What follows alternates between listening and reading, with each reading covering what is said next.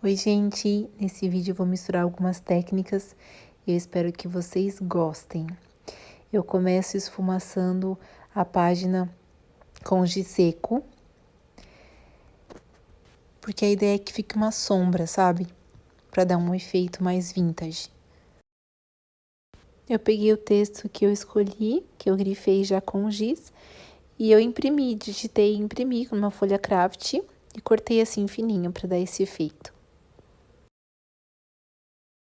Depois eu fiz esses coraçõezinhos para dar um charme. E aqui eu trabalhei com carimbos, eu tenho esses carimbos de scrapbook guardados e eu usei tinta em vez de carimbeira, porque eu quero dar esse ar bem envelhecido. Então eu peguei um ouro velho, passei com um pincel não muito molhado, mais sequinho, e fui carimbando a página onde todos os lugares que eu queria.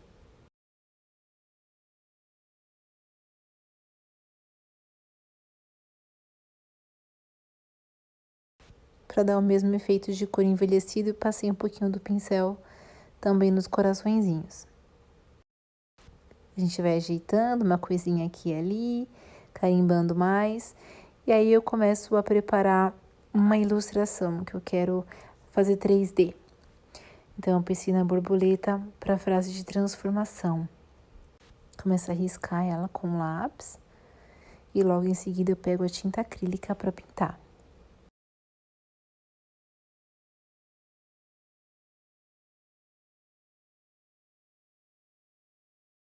Eu contorno tudo, depois preencho. Sem nuance, sem muito trabalho, mais preenchido mesmo. E o ouro velho vem em tudo para dar sempre esse mesmo tom mais vintage na página inteira.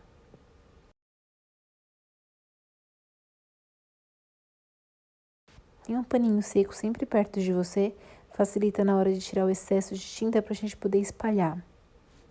Eu já venho com as letras, passando bem levinho com um grafite para vir com a tinta por cima. Enquanto uma coisa seca, a gente faz a outra. A acrílica costuma secar bem rápido, então eu deixei um pouquinho a página descansando para vir na borboleta. E depois da borboleta, eu deixo a borboleta descansando e vou um pouquinho para a página. Então, a gente trabalha nesse sentido para poder, enquanto uma coisa seca, a gente vai trabalhando do outro lado.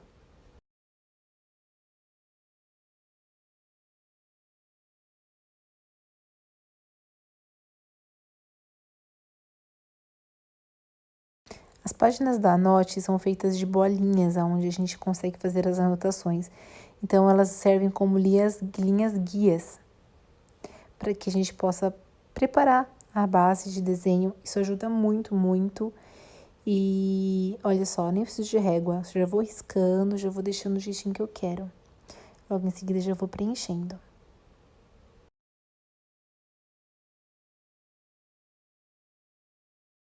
Eu posso usar um secador para poder acelerar a secagem também. Uma diquinha, ajuda muito.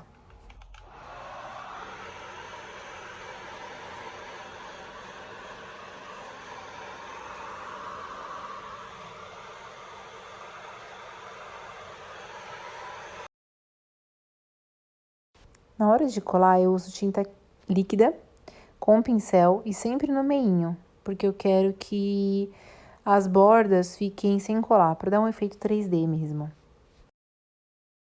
A borboleta eu pintei num craft mais duro e a tinta acrílica deixa mais durinha também.